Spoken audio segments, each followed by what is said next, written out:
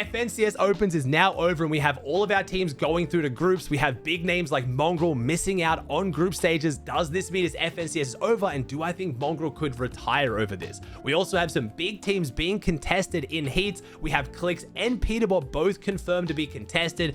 EU Group 2 is one of the most stacked groups I have ever seen. It is going to be basically a grand finals lobby, but we have some big names like Mr. Savage managing to get into an easier group. So I'm going to break down which of the hardest groups on each region, where everyone's dropping, and who I think is going to qualify. There's a lot to talk about. Let's jump into it.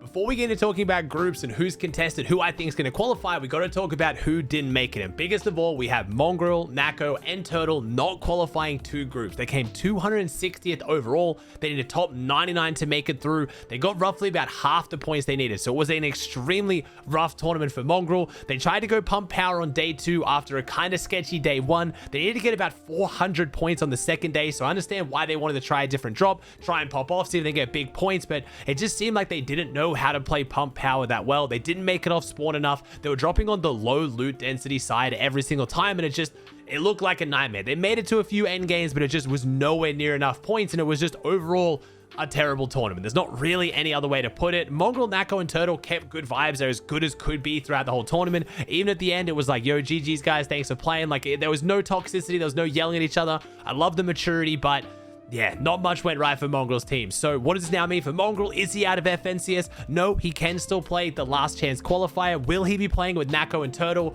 I'm guessing not. Most teams would not play with the same team they didn't even make it out of play-ins for. If you make it to groups and you don't make it out of groups, let's say like Marius's team did last season, Marius, Vanya, and Pixie, you might think, hey, you know, we can still make it out of last chance. Let's stick together. We got the chemistry and you can qualify. But if you don't even make it out of the play-ins, I highly doubt they're going to play last chance qualifier together. So who Mongraal's going to play with, I don't know. We do have a few other decently big names on EU who didn't make it through. We have Mongraal's old trio, Prism and Casper. They played with Kyrie and they came 103rd. They're only 4 places away from making it. We also had Turtle, Hydro, and Kaido who came in 101st. So we're getting only 2 places away. And then Cringe, Fido, and Xinox, the Cringe has been doing really, really well on NA, came 107. So there's some good players who are also in a similar situation who didn't make it to groups who maybe Mongraal can play with. My best guess would be Mongraal, Prism, and Casper. Try to run it up again. They made a few finals. They were looking pretty solid, so maybe they think they have a better chance of Mongraal over Kyrie. We might see the trio run it back, but unfortunately, all those names have missed out. But they do have last chance qualifier. Like I said, Division 2 and 3 will also be playing in last chance, but they're playing for 1 of 3 spots. 30 teams make it through groups, only 3 make it through last chance. So it really is just that. It's the last chance, and it's really hard to get a spot. A lot of people are saying if Mongraal doesn't make grand finals, they think he's going to quit Fortnite. I don't know. We had a bit of drama at the end of last season with Mongraal and Savage splitting. Mongraal saying the game wasn't that much fun anymore. He didn't want to grind as much. The Savage community was, you know, getting him down. So seems like Mongraal was already not having the best time, and after a really rough season, things aren't looking good, but I'm really, really hoping for the Cinderella run, the perfect script, and Mongraal quals through last chance. I would love to see it.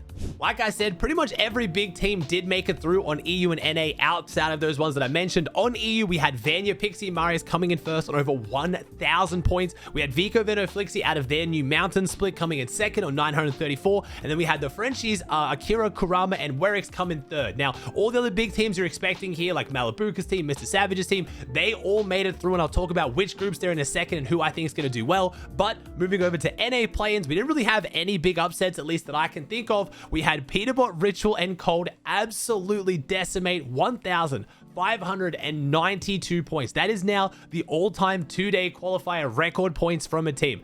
Previously held by Clix's team in second, they finished on 1,144, an insanely impressive tournament, but as a lot of the time with NA, impressive performances, but they still don't look anything compared to what Peterbot just did to this lobby. Again, Clix had the record before in one of the Div 1 qualifiers at 1,450 points, so 1,592 is absurd. They played out all 20 matches, they won 5 of them, and got 478 eliminations, almost 500 elims in a single tournament. If you guys missed it, on my React channel, I put up their biggest game, a 56 kill win. It was just absolutely absurd, but this team was putting on a clinic. And now I have their combined kin stats in case you guys are curious to see this one here. So we had Ritual get 88 eliminations, Cold get 162, and then Peterbot get 228. They all had insane amounts of damage. Ritual got 22,000 damage. We had Cold getting 35,000, but then we had Peterbot getting 45,000 157 damage. But all of them were popping off. Ritual had a 1.6 damage ratio. We had Cold on a 2.19, and then we had Peterbot on a 2.20. So all three of them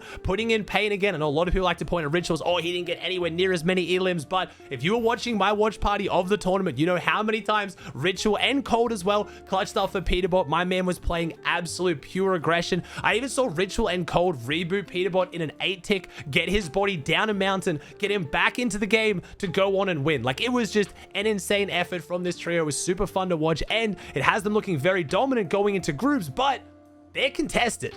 Normally, I can't do my breakdown of semifinals or groups right after the qualifiers because if someone gets banned, the whole list reshuffles and there's no point talking about it. But as of last season, Fortnite changed the rules where if someone, let's say in 13th gets banned, instead of everyone shuffling up who's below 13th, the 100th best team will jump in and take their slot. So we have the groups list as they are right now. Obviously, if someone gets banned, they'll be taken out, but it won't ruin the whole groups. And like I just talked about, we have some really big names getting contested. So in group 1, we have Peterbot, Ritual, and Cold dropping Crime City like they like to go, but they're being contested by Sharky, L, and Oak. Again, not a team I'm super aware of, not a team I know very well, so it could be a bit of an issue for Peterbot, but in case you guys don't know the group format, it's super simple. It's 3 separate groups. These players don't get to play group 1, 2, and 3. They only get put into one group. It's 5 games. If you win a game, you go straight through to grand finals. If you get top 5 without getting a win, you also go through to grand finals. That's 10 teams each group. 3 groups, 30 teams. So it's super simple. So even if a team is contested, as long as they wipe them, they can then go on to win a game and make it to grands. You only need one really good game, but for the consistency, you'd probably rather not be contested. But Ritual, Cold, and Peterbot are not alone. They're not the only big team contested. In group 2, we also have Clix getting contested at Lone Wolf Lair. Clix, Yomzo, and Higgs getting dropped on by Cyclops, Omizi, and Kaze. So again, it's not just Peterbot. We have quite a few big teams getting contested. Now, as far as Lone Wolf Lair goes, it's contested by 2 or 3 teams on every single group. So not super surprising to see Clix getting contested here. I hope they can pull it off. Most of the other big teams, as far as I can see, aren't getting contested, which makes sense. In groups, most of the pros are spread out on NA. There's not really one group that I think is by far the best group. I think group 2 is probably the best and the most difficult, the one that Clix is in. Group 1 and 3 are relatively similar, but there's a lot of really good drops up for grabs. I don't know why teams would think their best chance of making to grand finals is going toe-to-toe with either Clix or Peterbot, but it should make things pretty spicy on NA. Now, I know 10 teams qualify out of each group, but I thought for the purpose of today's video to kind of give you guys an idea of who I think the best teams in each group are, I'm going to try and pick 5 teams that I think are pretty much locked in, guaranteed to qualify, and the rest kind of move around that. So group 1, like I talked about, is probably, you know, not the most stacked group, but there's still some big names in it. I'm giving it to Ritual's team, Ritual, Cold, and Peterbot. They're at Crime City. Yes, they're contested, but it's Peterbot. That's enough said. We got Visual at Foxy Floodgate. I think they're uncontested. They also now have the extra loot at the Foxy Floodgate with the kind of Bitcoin, you know, Dilbit server farm that's over near the bridge. I'm guessing what's going to happen is Pete's team's probably actually going to try and take that and the train and then go back and fight Crime City like they've been doing in opens, I'm guessing, or they're going to try and fight Visual's team potentially for that loot. But either way, I think Pete's team will qualify in the first couple games, meaning Visuals should get that loot and could even third party the train or take the train and do some cool stuff there as well. In my third spot, I'm going to give it to Noxy at uncontested Kappa Kappa. Noxy, Mason, Virgo, really solid team. They're uncontested Kappa. Most of the teams around them are uncontested, which I think could actually be a benefit for them. There's not going to be any crazy spawn fights or super crazy cons where teams will, you know, push over and try and take their loot. In a similar reason, I have Bryce's team. We have Bryce, G-Money, and OSID. Bryce filling in Kanada's shoes with G-Money and OSID, who I do really think are solid players. They're going Hopeful Heights, uncontested. They're looking really solid. And then I have Aviv's team, Aviv, Skittles, and Chimp at uncontested Outlaw. Now, again, there are some other good teams in here. We have Jeff going up against Sandman at Lone Wolf Lair. We have Taki. I would love to put Taki, Ishu, and Vert, but they're contested at Flooded Frogs. We have Zemo going up against 20 down at Mars Meadows. So it should be interesting to see who gets the last 5 spots. We do have some other big names worth shouting out, though. I think Creon from Pump Power, OG over at Demon Dojo. There's some good teams that could take her, but that's my top 5. Now, moving on to group 2, we have Clix at Lone Wolf. Again, he's contested, but takes one good game. They go on and win the game. They will be qualified. I'd be super surprised to see them not qual even while contested. We have Rapid, Booga, and Threats at Seaport City. Again, phenomenal tier 1 team at the job spot they've been practicing. Muzz over at the Shafts. Again, tier 1 team at a job spot they've been practicing. Then in my last 2 spots, again, this one was harder to pick. We have Shadow at uncontested Flooded Frogs. Shadow, Curve, and Tyler. Again, really good team at a solid job top spot. Most of the teams around them are uncontested again. I think they're going to get through probably on consistency, if not getting a win later on into the tournament. And then my last team is going to be Scare at Boxcars. Edgy, Scare, and Chance. This might be one of my more underrated picks coming into it. I'm loving Edgy as a brand new IGL. I know if you guys have seen my content, me and Edgy are always beefing as a bit of a troll. I'm burying the hatchet. I really want to see Edgy, Scare, and Chance do well here, but there are quite a few other big teams that, especially if they win their spawn fights, could go on to pop off and get a win. I think Joji, Donnie, and Craze could definitely get a win out of the bridge if they have a good game. Det's team going up against Speedy over at the Floodgate. We have, again, Ralphie's team, Ralphie, Fred, and Diego from Pump Power could have a really good tournament. Void, Ozone, and Golden, I think, are a team that'll probably get through on consistency, if not a win. So there are some other good teams in here. It's not a free group by any means. The last group, Group 3, I've got Reed uncontested at the Frogs. Reed, Cooper, and Curly dominated opens. I'm excited to see how this trio goes in set lobbies. Reed obviously new to that IGLing, but with the firepower this trio has, I think a win or consistency out of such a good drop is a given. We have Kanata down at Hopeful Heights. Again, Kanata, Bolton, Sphinx. This is their drop spot. 3 phenomenal players unconned at Hopeful Heights. You'll notice on this area of the map of Group 3, I've actually got 3 of my 5 teams. We've got Bucky, Okus, and Cam at the fields. Bucky is doing a phenomenal job IGLing double controller. The drum gun, I was talking to Bucky about it. He was like, yo, the drum gun in the hands of Okus, I might as well have a mouse and keyboard player on my team. Trust me, we are getting enough surge. We have Aegis, Poyo, and Acorn. They're our FNCS champions. They're uncontested Mars Meadows. That is 100% guaranteed locked in qualification. And then my last one is a bit of a toss up, and I'm only doing this because Fishy, I think if he keeps Crime uncontested, Fishy, Rojo, and Chavi, my Hispanic boys, uncontested Crime City, they're a team more than good enough to be able to take a win with that. But I do feel like someone is going to contest them, or at least try and take the train. If they do manage to get that uncontested, I think they'll qualify. If not, I'm giving it to Noah's team. Noah, Chaos over at